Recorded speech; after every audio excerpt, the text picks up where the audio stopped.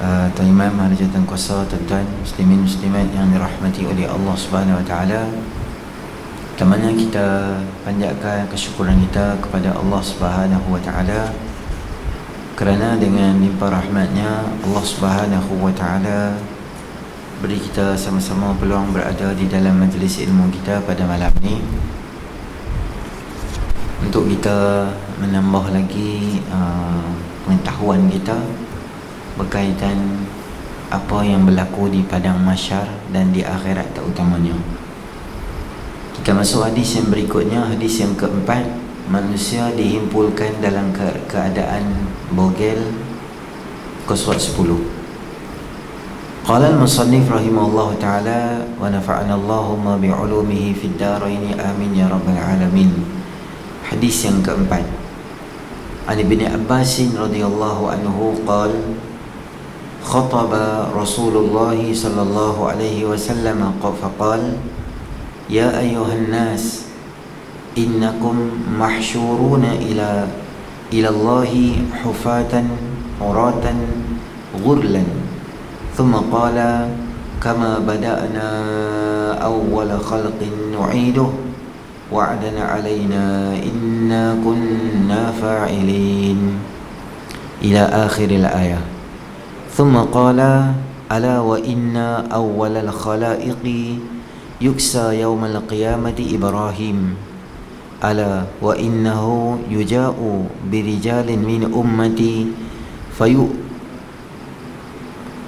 فيؤخذ بهم ذات الشمال فأقول يا ربي أصيحابي فيقال إنك لا تدري ما أحدثوا بعدك فأقول كما قال العبد الصالح وكنت عليهم شهيدا ما دمت فيهم فلما توفيتني كنت أنت الرقيب عليهم وأنت على كل شيء شهيد فيقال إن هؤلاء لم يزالوا مرتدين على أعقابك بهم منذ فارقتهم.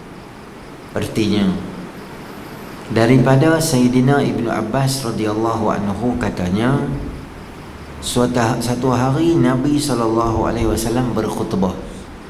Khutbah di sini bukanlah khutbah Jumaat. Kebiasaannya Nabi ni bukan ada wahyu apa-apa, ada satu benda penting apa-apa. Kebiasaannya Nabi akan naik di atas mimbar, Nabi akan khutbah. Kadang-kadang Aisyah radhiyallahu ta'ala anha pun dia akan, banyak juga hadis Aisyah riwayat, kadang-kadang Nabi masuk dalam rumah, terus Nabi naik di mimbar di masjid di sebelah, terus Nabi akan khutbah. Kadang-kadang ada sahabat di bawah, Nabi akan cakap. Kadang ada dekat-dekat dengan wafatnya Nabi SAW, pernah jadi satu ketika Nabi khutbah terlalu panjang sehingga kami rasa takut sangat, kami rasa menangis dengan khutbah Nabi yang terlalu panjang. Sampai Zuhur berhenti, lepas Zuhur sambung lagi khutbah lagi. Panjang nasihat Nabi. Khutbah ni ada benda penting, Nabi akan naik, Nabi akan cakap. Antara yang Nabi khutbahnya adalah ketika fitnatul ifki yang berlaku, fitnah oleh orang munafiqin. Katanya Sayyidatina Aisyah ada skandal lah, bahasa mudah kita faham ni, dengan Sayyidina Safwan radhiyallahu anhu. Kisah ini diviralkan oleh Abdullah bin Ubay bin Salul. Ketika isu dalam keadaan kelang kabut, orang pun kata takkan Nabi tak marah Aisyah, takkan Nabi tak marah Safwan, takkan kalau tak ada angin takkan pokok nak goyang. Macam-macam lah orang duk mula cakap.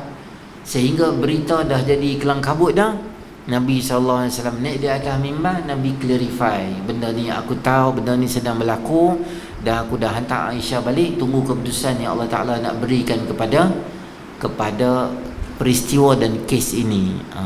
Nabi naik di atas mimbar sebagai seorang pemimpin. Bila ada orang cakap satu benda tak baik pasal dia, atau ada benda-benda yang kurang menyenangkan masyarakat, maka dia mempertahankan. Tu bab lain lah. Cuma khutbah di sini bukanlah semata-mata khutbah Jumaat. Ibnu Abbas radhiyallahu anhu riwayatkan hadis ni ketika tu dia kecil lagi. Ibnu Abbas masa tu dia kecil lagi. Di zaman Saidina Umar pun dia masih lagi muda yang masuk di dalam mesyuarat agung Saidina Umar radhiyallahu anhu.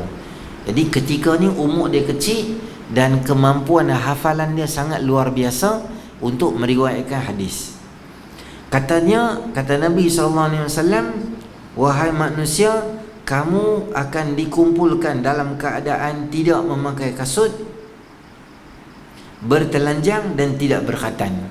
Ini hal keadaan orang yang akan dibangkitkan di padang mahsyar. Tiga keadaan mereka.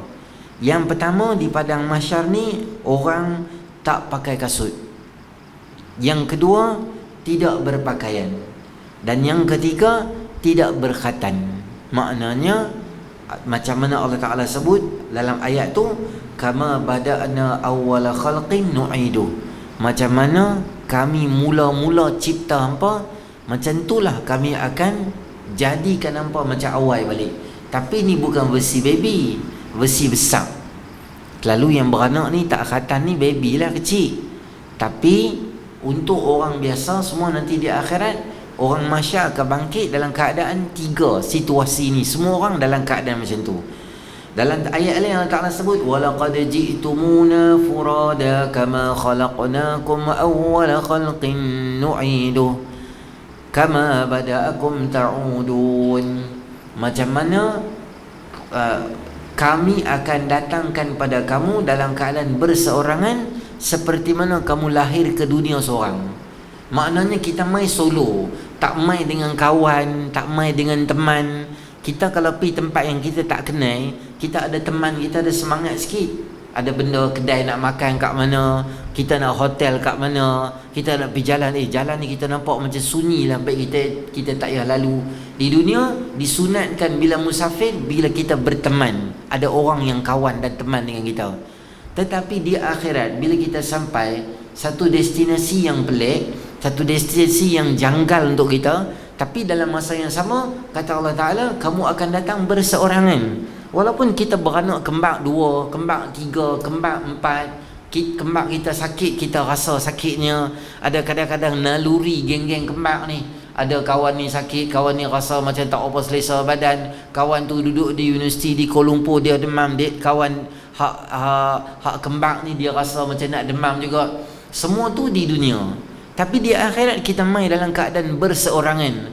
Walaupun followers Facebook kita ratus ribu orang, walaupun yang follow IG kita, yang like IG kita tu mungkin ratus ribu orang, puluh ribu orang, kesemua tu tak akan follow kita ketika di akhirat. Semua akan datang dalam keadaan berseorangan. Inna kunna fa'ilin, sesungguhnya kami benar-benar akan melaksanakannya. Ketahuilah, kata Nabi SAW,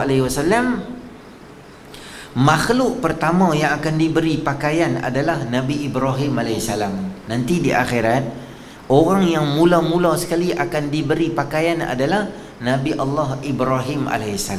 Baik, apa yang menjadi keistimewaan Nabi Allah Ibrahim AS sehingga Allah Subhanahu wa taala memberikan dia kepada Nabi Allah Ibrahim AS ni satu kelebihan luar biasa. Nabi Ibrahim AS ni dia ada beberapa kelebihan yang Allah Subhanahu wa taala beri kepada Nabi Allah Ibrahim AS. Yang pertama, Nabi Allah Ibrahim AS ini yang digelar dia bapa Abul Anbiya macam ni. Yang pertama kita sebut sebagai Abul Bashar, bapa kepada semua manusia. Siapa dia? Itu adalah Nabi Allah Adam alaihissalam. Itu Abul Bashar al-Ula, bapa manusia yang pertama. Ada satu lagi yang kita panggil Nabi Nuh alaihissalam, dia digelar Abul Bashar al-Thani. Maknanya dia bapa manusia yang kedua. Kerana apa Nabi Ibrahim digelar bapa manusia yang kedua? Kerana banjir yang berlaku di dalam zaman Nabi Allah Ibrahim alaihissalam, yang air keluar daripada bawah dan keluar daripada atas, banjir itu satu dunia banjir, kata ulama. Bukti dia dalam surah Safat Allah Ta'ala sebut, وَجَعَلْنَا ذُرِّيَّتَهُ هُمُ الْبَاقِينَ. Berdalilkan ayat ini, sesetengah mufassirin menyebut seluruh dunia banjir dan kami jadikan orang yang baki manusia yang ada di muka bumi, itulah yang ada atas kapal, itulah manusia yang ada. Kerana banjir berlaku di seluruh dunia. Sebab zaman tu baru mula Nabi Allah Adam AS, lepas tu mai Nabi Allah Nuh AS. Tak jauh beza. Maknanya populasi manusia tu tak berkembang besar lagi. Mungkin kawasan tu adalah kawasan Nabi Allah Adam dan Nabi Allah Nuh AS. 950 tahun, 1000 tahun manusia makin berkembang, tapi perkembangan manusia tu, kawasan tu tak meluas terah mana. Bila banjir berlaku, maknanya situ saja manusia yang ada, dan semua yang naik atas kapal maka mati, hak tak naik atas kapal. Maka sesetengah mufassirin kata itulah banjir yang menyebabkan manusia yang hidup atas itulah manusia yang ada di muka bumi ini. Maka Nabi Allah Nuh AS digelar Abul Bashar Thani, dia adalah bapa manusia yang kedua. Kerana habislah manusia, hak tu yang manusia. Hak belen ada kat kapal Nabi Ibrahim tu lah, yang beriman dan tak bertakwa, yang beriman dan tak beriman, hak semua tu asal daripada anak-anak zuriat keturunan Nabi Allah Nuh AS. Yang ketiga, gelaran yang diberi kepada Nabi Allah Ibrahim AS adalah Abul Anbiya, bapa bagi semua Nabi. Dia ada beza dengan gelaran yang diberi pada Nabi SAW, Sayyidul Anbiya wal Mursalin, tu ketua semua Nabi. Dan Nabi Allah Ibrahim AS ini adalah yang kita gelar sebagai Abul Anbiya, bapa pada semua Nabi. Kerana apa bapa pada semua Nabi? Nabi Ibrahim AS ada dua orang anak. Nama dia Nabi Allah Ismail AS dan Nabi Allah Ishaq AS. Daripada Nabi Allah Ishaq AS dan Nabi Allah Ismail AS, banyak Nabi-Nabi daripada keturunan Bani Israel, terutama Nabi Allah Ishaq AS. Nabi SAW susur galur dia turun kot Nabi Allah Ismail AS dan turun mai ke bangsa Arab, naik terus kepada Nabi Allah Ibrahim AS. Dan ada pun Nabi Allah, Nabi-Nabi, banyak Nabi Bani Israel yang lain, dia lahir daripada zuriat keturunan Nabi Allah Ibrahim AS. Maka menjadi satu kemuliaan dan kehebatan Nabi Allah Ibrahim AS. Itu yang pertama, kerana dia adalah ketua, bukan bapa bagi semua Nabi, semua Anbiya. Yang pertama. Yang kedua, kelebihan yang Allah Subhanahu Wa Taala beri kepada Nabi Allah Ibrahim AS ini adalah dia termasuk dalam semulia-mulia Nabi Ulul Azmi selepas daripada Nabi SAW. Nabi Ulul Azmi ni siapa dia? Nabi Ulul Azmi, Nabi yang dalam banyak-banyak Nabi dia kena paling teruk. Semua Nabi-Nabi kena untuk Islam ni teruk. Cuma 5 Nabi ni kita katakan dalam bahasa kita cream of cream, yang paling teruk kena dalam semua Nabi pada dia. Nabi SAW ketua sekali lah, yang paling hebat. Nabi Allah Ibrahim alaihissalam, Nabi Allah Musa, Nabi Allah Isa, Nabi Ibrahim alaihissalam. Nabi Nuh, Nabi Ibrahim, Nimim, Nuh, Isa, Musa, Ibrahim, satu lagi Nabi Musa. Sebut lagi 5 Nabi itulah. Dalam 5 Nabi ni, yang paling champion selepas Nabi SAW kena teruk, Nabi Allah Ibrahim alaihissalam. Kata Allah Ta'ala dalam surah Ahqaf, fasbir kama sabara ulul azmi minar rusuli wa la tasta'jil lahum.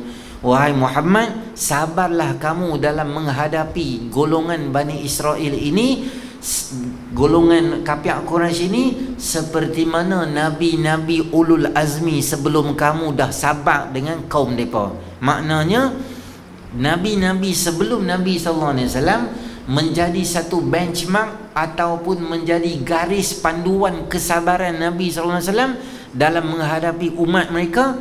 Allah Ta'ala susun. Tuan-tuan nak tengok barisan Nabi-Nabi Ulul Azmi, tengok dalam surah Al-Ahzab juzuk 21.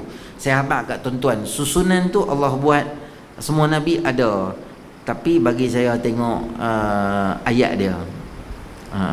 Nombor ayat tak ingat. Ankabut, Sajadah, Ahzab.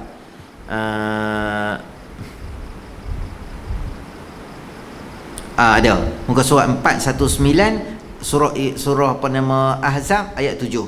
Wa idh akhadna minan nabiyyin mitsaqahum wa minka wa min Nuhin wa Ibrahim wa Musa wa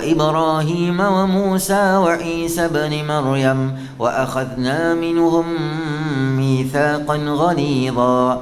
Dan ingatlah ketika kami mengambil perjanjian dengan para nabi. Nabi-nabi umumnya perjanjian setia khasnya daripada engkau, satu Nabi SAW, yang kedua daripada Nuh, yang ketiga Nabi Ibrahim, keempat Nabi Musa, dan yang kelima Nabi Allah Isa alaihissalam.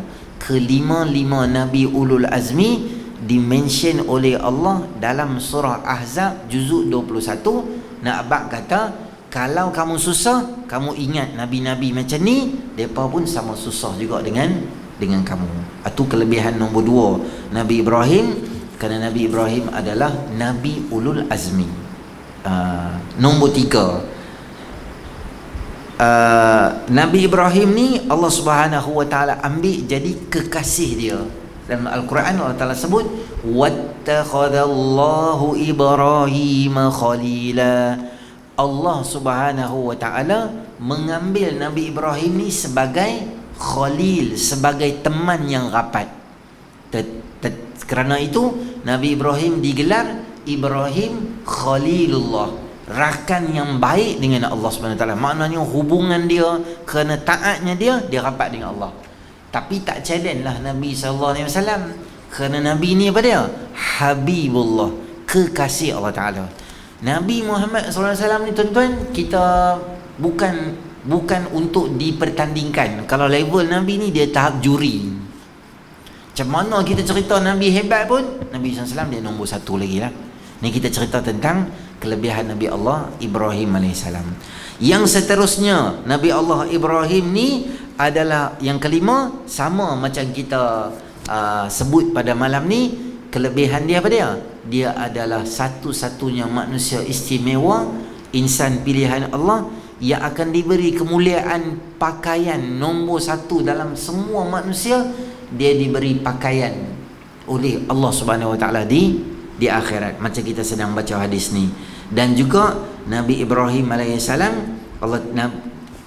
kata Nabi SAW dalam hadis yang diriwayatkan oleh Imam Ahmad, Nabi Ibrahim ini adalah Nabi manusia yang semulia-mulia manusia. Itu adalah siapa dia? Itu adalah Nabi Allah Ibrahim alaihissalam, orang yang mulia kerana zuriat keturunan dia semua Allah bagi mulia. Tuan-tuan, zaman Sayyidina Umar ada satu lelaki, dia duduk dekat luar, pejabat lah. Dia minta izin pada, kalau bahasa kita, minta izin dekat resepsionis dekat luar tu, dekat sahabat jaga tu, aku nak jumpa Sayyidina Umar. Maka Sayyidina Umar kata kat dia kata, hang baita Sayyidina Umar, aku nak jumpa Al-Abrar Ibnul Abrar. Hang jumpa, kata kat Sayyidina Umar, aku orang yang paling bagus, anak pada orang yang paling bagus, zuriat paling canggih, aku nak jumpa Sayyidina Umar. Maknanya aku bukan sebarang orang nak main jumpa. Cepat suruh Sayyidina Umar keluar.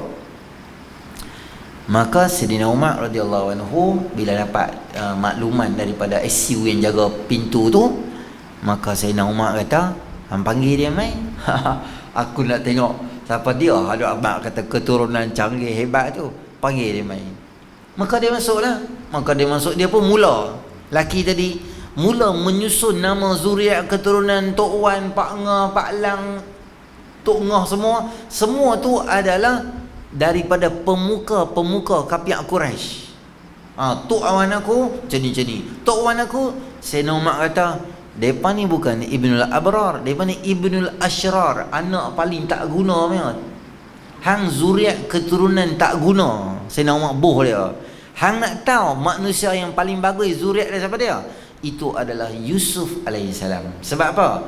Yusuf alaihissalam bapa dia nama Yaqub alaihissalam. Yaqub alaihissalam bapa dia nama Ishaq alaihissalam. Tok Wan dia atas lagi nama apa? Ibrahim alaihissalam. Maknanya start daripada Nabi Ibrahim, mai turun mai ke Nabi Allah Ishaq, Yaqub, wa min warai Ishaq wa Yaqub, daripada Yaqub turun mai Ibrahim, turun mai Yusuf alaihissalam. Sayyidina Umar kata, inilah manusia yang berketurunan bagus. Semua bapa, Tok Wan, naik atas, semua nyang, semua Nabi. Apa duk main cerita Tok Ang bagus semua, kapiak kurang main cerita apa? Sayyidina Umar perambat dia balik.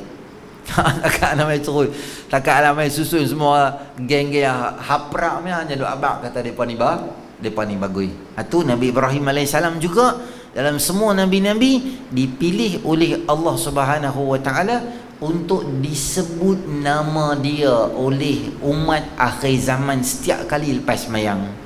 Kama sallaita ala Sayyidina Ibrahim, kama barakta ala Sayyidina Ibrahim wa ala ali Sayyidina Ibrahim. Kerana kemuliaan yang Allah beri kepada Nabi Allah Ibrahim alaihissalam. Banyak syariat-syariat haji yang dimulakan di sebalik pengorbanan satu orang keluarga yang mulia.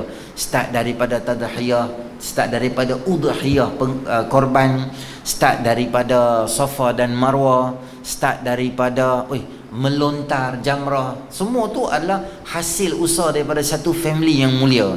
Sebab tu Allah dalam Quran panggil Nabi Ibrahim, Allah kata apa? Inna Ibrahim kana ummatan qanitan lillah. Ibrahim itu adalah satu umat yang taat dengan kami. Nabi Ibrahim seorang, tapi jiwa Nabi Ibrahim yang sangat besar, yang dia buat, kita kata untuk Islam ni sangat banyak benda yang Nabi Ibrahim buat, sehingga Allah panggil Nabi Ibrahim ni bukan satu manusia, umat. Maksudnya hebatnya Nabi Ibrahim, dia seorang tapi dia macam beratus ribu orang duk ada di belakang dia. Punya kentalnya Nabi Allah Ibrahim alaihissalam. Dia juga yang mula bina Kaabah dengan anaknya Ismail alaihissalam. Rabbana taqabbal minna innaka antas samiul alim. Selepas Nabi Ibrahim buat benda yang baik, dia minta supaya dikabulkan, diterimakan ibadah-ibadah dia yang dia buat tu. Buat tak penting, penting juga. Tapi Allah terima atau tak terima, itu satu benda yang penting juga. Ketika Habil dan Qabil buat korban, Allah Ta'ala kata apa? Innama yataqabbalullahu minal muttaqin. Allah hanya akan terima ibadah daripada orang yang takwa dengan Allah. Maknanya ibadah yang kita buat, penerimaan di sisi Allah, itu satu benda yang sangat besar dan mulia. Nabi Ibrahim doa. Lepas tu tuan-tuan, kita lepas sembahyang kita kata apa? Walhamdulillah rabbil alamin, taqabbalallahu minna wa minkum, taqabbal ya karim. Ada orang abang kata bid'ah, Nabi tak buat. Mana bid'ah pula? Nabi Ibrahim alaihissalam selepas bina Kaabah, benda yang pertama dia cakap adalah apa? Supaya Allah terima ibadah dia. Itu antara kelebihan Nabi Ibrahim alaihissalam. Dan Allah Subhanahu wa taala sebut juga dalam Quran, kata Allah Taala, inna Ibrahim la halimun awwahum munib. Ibrahim itu adalah orang yang sangat halim, sangat sopan, sangat santun dia, dan muawwahu, yang sentiasa bertaubat dan munajat pada Allah Taala. Halim zur rahmah, orang yang sangat awwah ni adalah orang yang sangat zikir dia banyak, istighfar dia banyak, doa dia banyak. Munib, orang yang taubat dengan Allah Subhanahu wa taala. Banyak tempat Nabi Ibrahim ni juga digelar antara orang yang mula-mula menunjukkan bagaimana adab sempurna dengan seorang tetamu. Tuan boleh tengok bagaimana malaikat-malaikat main rumah dia, dilayan mereka, dia bagi makan, dia bagi kambing goreng, kambing bakar lah kat mereka ni. Tapi mereka tak makan sebab kami adalah malaikat. Itu cara Nabi Allah Ibrahim alaihissalam untuk layan tetamu. Ada apa lagi yang saya sempat salin kat tuan pada malam ni berkaitan Nabi Allah Ibrahim alaihissalam? Okey, itu saja. Sambung balik hadis. Kerana itulah Nabi Allah Ibrahim alaihissalam dipakaikan pakaian yang mula-mula sekali. Kemudian baginda, wahai ketahuilah sesungguhnya makhluk pertama yang dipakaikan pada hari kiamat adalah Ibrahim alaihissalam. Ketahuilah sesungguhnya beberapa orang daripada umatku akan datang Mereka sambil menjadi golongan kiri aku berkata, Ya Rabbi, sahabat-sahabatku, sesungguhnya engkau tidak tahu apa yang mereka lakukan sejak peninggalan kamu. Lalu aku mengucapkan seperti perkataan seorang hamba yang soleh, aku jadi saksi ke atas mereka selagi engkau bersama aku bersama mereka. Namun tak kala engkau wafatkan aku, engkaulah mengawasi mereka dan engkaulah maha menyaksi terhadap segala sesuatu.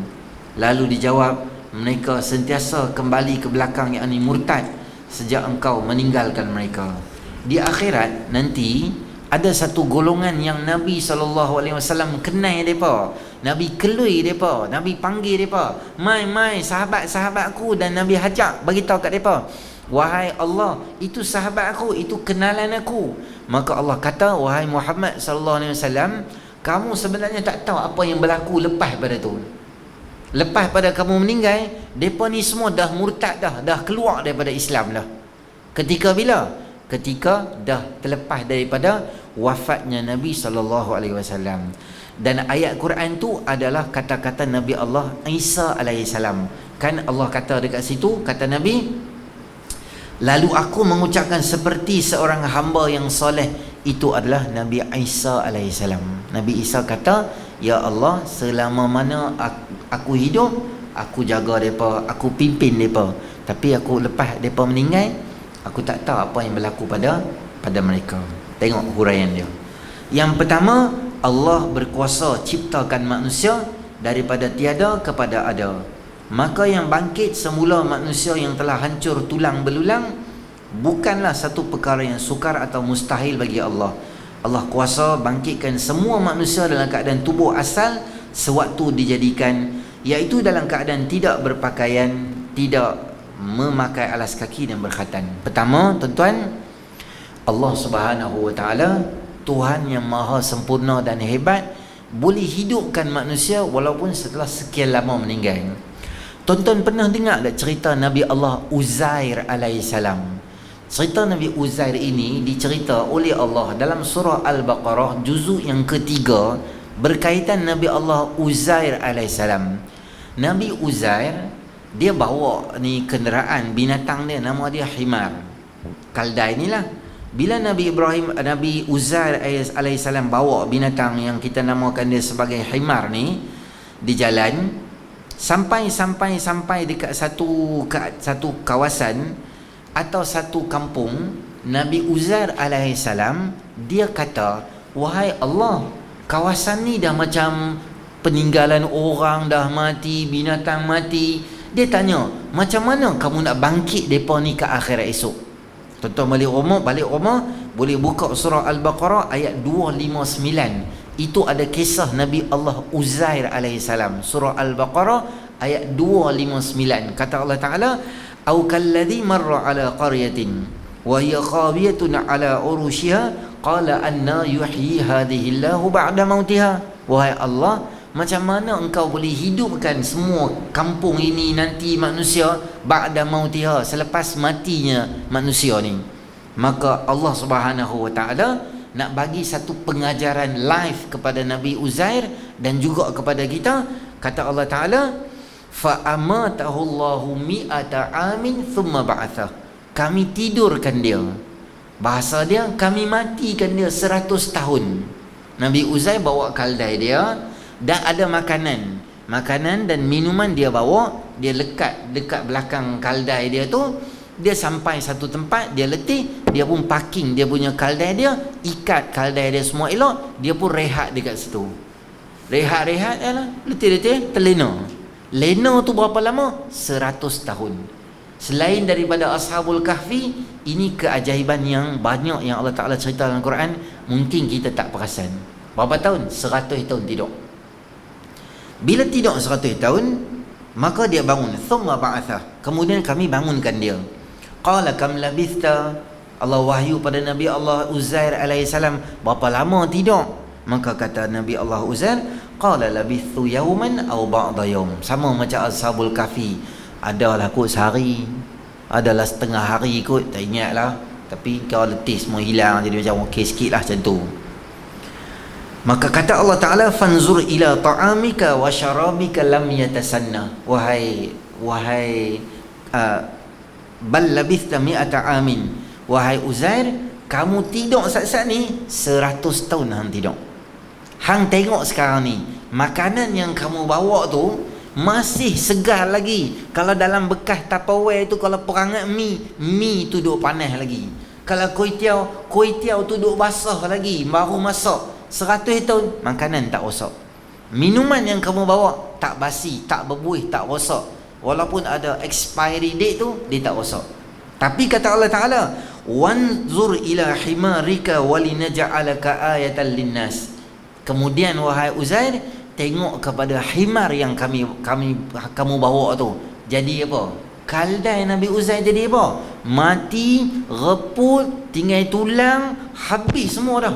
Terkejut dia. Makanan yang gantung dekat himar tadi ada. Himar tadi dia tak ada lah. Dia ada lagi. Ada benda yang rosak, ada benda yang tak rosak. Kata Allah Ta'ala, wanzur ilal idhami kaifa nunshizuha thumma naksuha lahma. Uzair alaihissalam, tengok dekat kaldai kamu, macam mana kami buat. Apa jadi? Izam, tulang-tulang tadi tu, dia jadi krak depan Nabi Uzair ni, krak gabung balik tulang jadi tulang.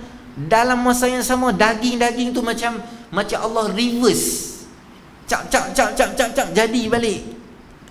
Kaifa nunshizuha thumma naksuha lahma. Tengok macam mana kami balut dia dengan tulang, dengan daging tadi tu. Tengok macam mana kami kembalikan dia. Falamma tabai, jadi elok kerak dengan telinga dia, dengan muka dia, dengan yang lebih ajaib sekali dengan suara himar tu keluar sekali. Makna jadi macam dulu balik. Kan Nabi Uzair tanya macam mana Allah bangkitkan orang meninggal. Allah ajak dia dan juga ajak kita. Apa dia? Allah Subhanahu wa taala Tuhan Maha Kuasa. Dalam Yasin ada di belakang sekali tu, siapa dia bawa tulang dia mai, macam mana ni Allah nak hidup, macam mana Allah nak hidup, macam mana dia tanya macam tu. Jadi Allah Ta'ala tanya dalam Quran, dulu hang tak ada apa, aku buat. Hang tak ada apa, aku dah buat. Sekarang hang dah ada dah, aku nak buat balik ya. Benda simple untuk Allah Ta'ala. Maka apa hal keadaan, hang mati terbakar ke, hang mati hancur ke, hang kena blender dengan orang ke, kena simen ke, rosak badan ke, semuanya akan dikembalikan, diasai balik. Tu menunjukkan daripada hadis ni kekuasaan dan kehebatan Allah Subhanahu Wa Taala. Perenggan nombor 2, Allah keluarkan manusia daripada perut ibu dalam tak berpakaian. Demikian juga mereka akan dibangkit di akhirat esok dalam keadaan tak berpakaian. Tapi tuan-tuan, masa beranak baby, tapi dekat akhirat nanti dia orang besar, dewasa dah. Dia tak beranak pada baby dah, dia besar dalam keadaan kembali, tak sunat balik, kulit kemaluan tu jadi ada balik, tak pakai baju, semua dalam keadaan biasa balik. Dan yang perenggan ketiga, orang yang pertama akan diberi pakaian adalah Nabi Ibrahim AS, diikuti oleh Nabi Muhammad SAW. Baginda akan sampaikan syafaat pada semua orang yang akan menerima dan memberi minum daripada telaga Al-Kauthar. Perincian tentang bagaimana syafaat, perincian bagaimana telaga Al-Kauthar, luas dia, berapa banyak cebok dia, color dia, siapa boleh minum, siapa tak boleh minum, nanti hadis-hadis belakang kita akan tengok bagaimana kehebatan telaga Al-Kauthar. Dan sedikit perbincangan ulama berkaitan dengan inna a'tainakal kautsar, sama ada itu telaga atau kautsar itu adalah pemberian yang banyak. Nanti kita tengok. Kita tinggal dulu syarahan berkaitan dengan telaga Al-Kautsar. Nabi SAW akan mengenali umatnya daripada cahaya yang terhasil daripada pengambilan wudu. Cahaya itu kelihatan pada anggota badan umat yang biasa mengambil wudu. Macam mana dalam ramai-ramai orang Nabi SAW boleh kenal. Nabi kata, wahai Allah, tu orang yang aku kenal, sahabat-sahabat aku. Nabi panggil. Macam mana Nabi boleh panggil? Dengan ghurrah muhajjalin. Ghurrah muhajjalin maknanya adalah lebihan wudu yang kita ambil daripada muka dan tangan. Bila kita ambil wudu di bahagian muka, ni nampak ni, ni tempat tumbuh rambut. Jangan ambil kat sini. Sini border. Ambil atas sikit pada tu. Tengah pada dahi sikit, angkat atas sikit. Kawasan yang atas tu akan bercahaya. Kita ambil wudu, Dia dekat sini. Wamsahu bi ru'usikum wa arjulakum ila al-ka'bain. Ya idza qumtum ila salah faghsilu wujuhakum wa aydiyakum ila al-marafiq. Basuh tangan hangpa sampai siku. Siku tak mana? Tang ni ke tulang belakang ni ada tulang ke? Ni ke pakai tulang depan ni. Maka basuh atas sikit sampai sini.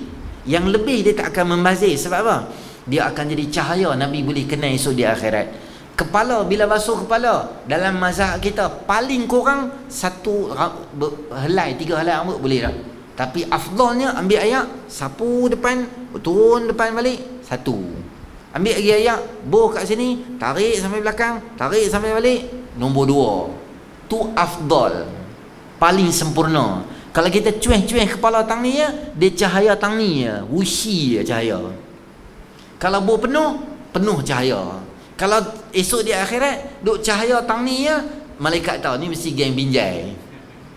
Sebab apa? Sebab dia cahaya wushi tang ni ya. Tapi hak geng binjai hak mengajinya, oh malaikat tahu, ni geng binjai, tapi ni geng mengaji. Kepala penuh. Jadi Nabi SAW sama juga kaki. Nabi boleh kenal.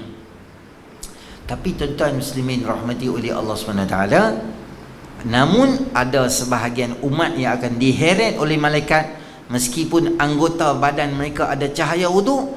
Hal itu disebabkan mereka berpaling daripada kebenaran yang dibawa oleh Rasul-Rasul yang mulia.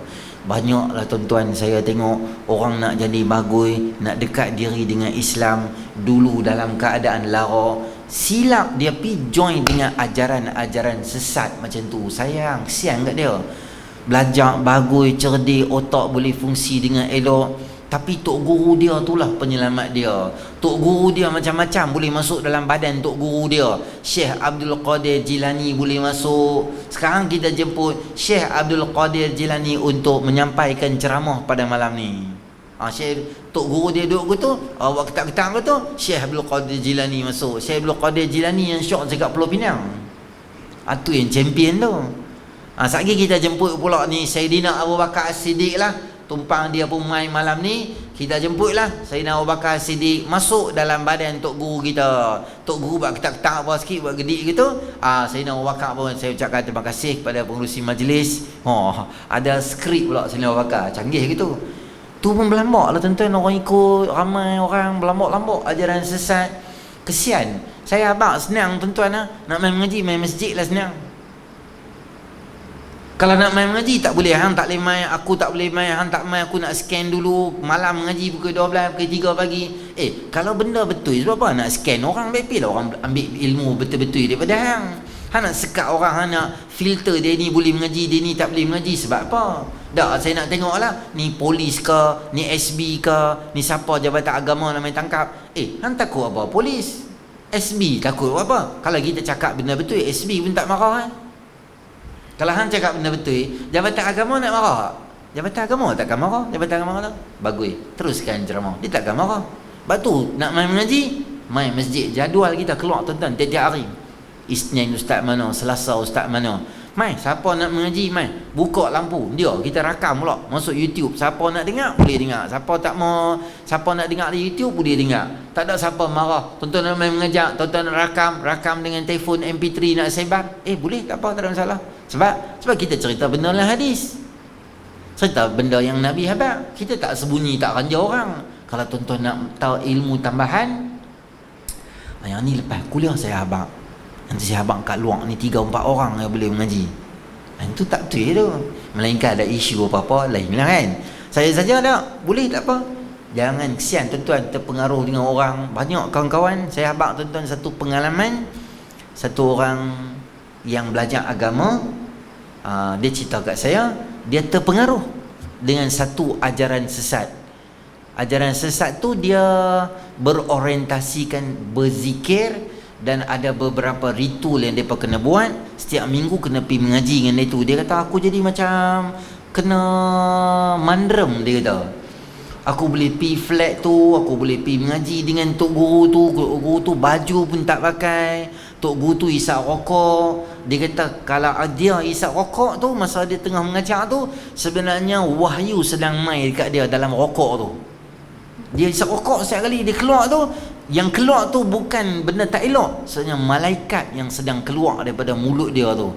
Aku, dia kata, jadi bodoh tau hari tu. Kami kata betul lah, setiap kali dia isap rokok, ya Allah, ya Allah, ya Allah, malaikat. Kami jadi macam bengong dia tu. Aku tengok bukan seorang, ramai di tempat tu. Mereka akan teruja dengan dia. Dan dia cakap, tak ada basic apa bahasa Arab, tak ada apa, cakap. Tu once upon a time dululah. Tuan-tuan, sekarang geng-geng ajaran sesat bergerak dalam Facebook, bergerak dalam IG, followers ratus ribu, sekali live 5 minit, sekali live 10 minit, sekali live 30 minit. Tengok tuan-tuan, dia punya view 10,000 orang view. Kita kata ni tak betul, ni mengaji hakikat, ni mengaji apa, mengenal Tuhan, tak semayang semua. Tuan-tuan cakap macam tu masa live, 500,000 orang akan bubuh tuan-tuan. Hang tak mau mengaji, hang pergi belah, hang tak tahu ni lah tok guru sejati. Kami hang lah hati hang terhijab. Macam ni lah dulu Nabi Muhammad ceramah pun kena marah. Oi, dia pun Nabi Muhammad pun tarik masuk dalam grup dia juga. Semua rugi tuan-tuan. Hadi Nabi SAW habaq. Mula ikut Islam elok dah, dia main pusing kot lain dah. Sama ada kepentingan peribadi, supaya orang sanjung dia, supaya orang hormat dia dan sebagainya. Banyak jabatan agama pi sembang dengan dia, wartakan sesat, bergaduh sana sini, kereta besar-besar, berpuluh-puluh kereta parking sampai keluar, semata-mata untuk dengar benda-benda yang palsu dan tak betul. Banyak yang ada dalam masyarakat kita. Kita minta pelihara daripada Allah SWT. Tengok pengajaran 4. Setiap manusia akan dihimpunkan dalam keadaan asal. Kita bincang dah. Allah kuasa mengembalikan ciptaannya. Kita bincang dah tadi. Golongan yang sentiasa berwuduk dan salat, dan akan dimudah dikenali oleh Nabi SAW berdasarkan cahaya wuduk pada dibasahi anggota wuduk.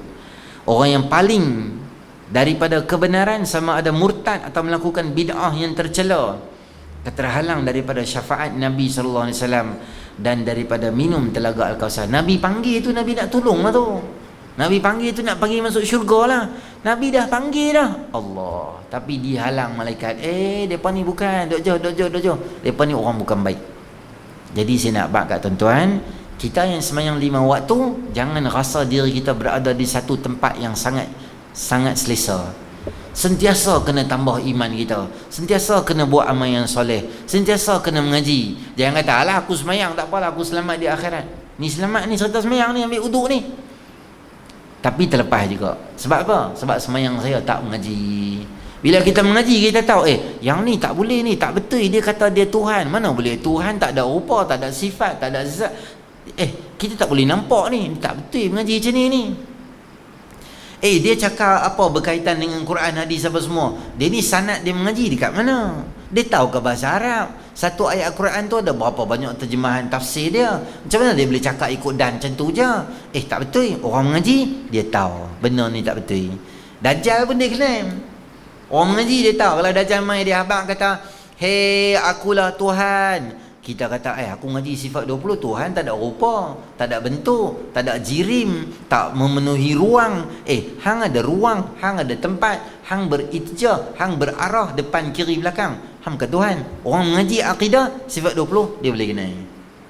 Tapi kalau kita tak mengaji, mayang saja, mayang pun tak tahu betul tak betul semua semayang, kemungkinan ada harapan untuk kita ni tergelincir daripada keimanan. Jadi kita doa pada Allah sama macam Allah jalan Al-Quran, Rabbana la tuzigh qulubana ba'da idh hadaitana wa hab lana min ladunka rahmah innaka antal wahhab. Ya Allah, lepas Engkau bagi kat kami kepimpinan, jangan gelincirkan hati. Sebab apa Allah suruh doa? Sebab kemungkinan berlaku tu ada. Dah jadi baik, akhirnya jadi tak elok. Tuan-tuan pernah jumpa tak? Dulu bagus main semayang, main mengaji bagus. Lah tak ada mengaji apa, tak ada, pakai celok pendek, baju tak pakai, ronda dekat Metropolitan Sungai Ara, area hak jogging berpeluh-peluh tu. Muka nampak macam geng kuliah, tapi pakai sebab pendek. Allahu Akbar. Moga Allah pelihara kita. Hadis ke seterusnya kita akan ambil pada siri akan datang, berkaitan dengan lebih kurang tu jugalah, tentang orang yang tak berpakaian. Aisyah kata, tak malulah orang tak pakai baju, tak pakai seluar ni macam mana? Okey, kita baca dulu. Tuan sebenar Sementara edan saya minum air dulu. Pelan-pelan edan tak apa. Edan dengan penuh kasih sayang.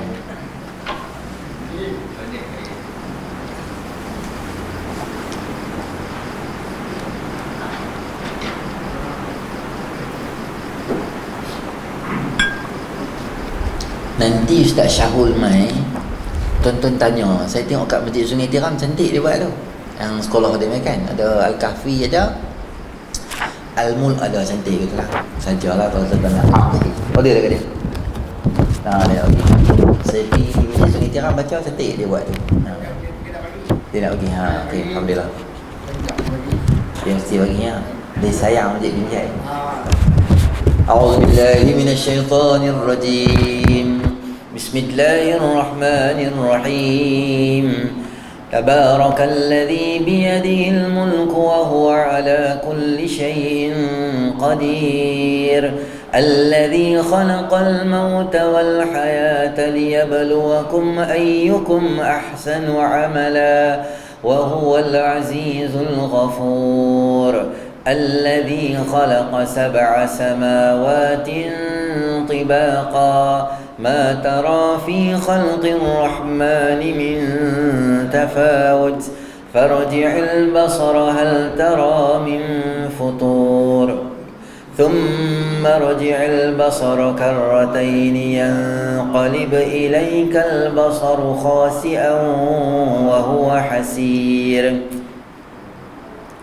ولقد زينا السماء الدنيا بمصابيح وجعلناها رجوما للشياطين وأعتدنا لهم عذاب السعير وللذين كفروا بربهم عذاب جهنم وبئس المصير إذا ألقوا فيها سمعوا لها شهيقا وهي تفور تكاد تميز من الغيظ كلما ألقي فيها فوج سألهم خزنتها ألم يأتكم نذير قالوا بلى قد جاءنا نذير فكذبنا وقلنا ما نزل الله من